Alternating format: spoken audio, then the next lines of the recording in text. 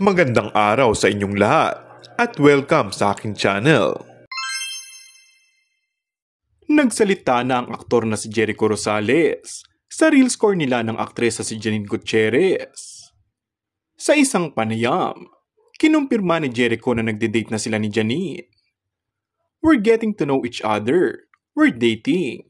Ani ni Jericho nang matanong ng media patungkol sa status nila ni Janine.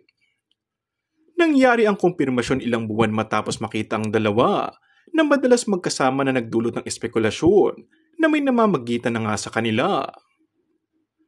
Matatandaan na hiwalay na si Jericho sa dating asawang si Kim Jones, habang si Janine ay nalink naman kay Paolo Avellino, at balitang naghiwalay na rin daw sila ng aktres na si Kim Chu. Say ng netizens, ay nauna pang umamin si Jericho Rosales kaysa kay Paolo Avellino na mas matagal nang naliling sa aktres na si Kim.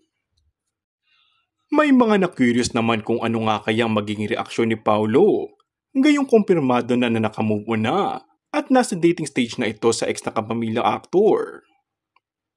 Dagdag pa ng Kim Pao fans, sana daw ay umamin na rin si Paolo sa tunay na estado nila ni Kim.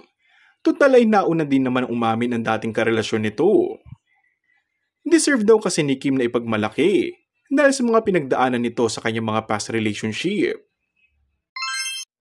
Kung bago ka lang sa aking channel ay mag-subscribe at pindutin na rin ang notification bell. Maraming salamat!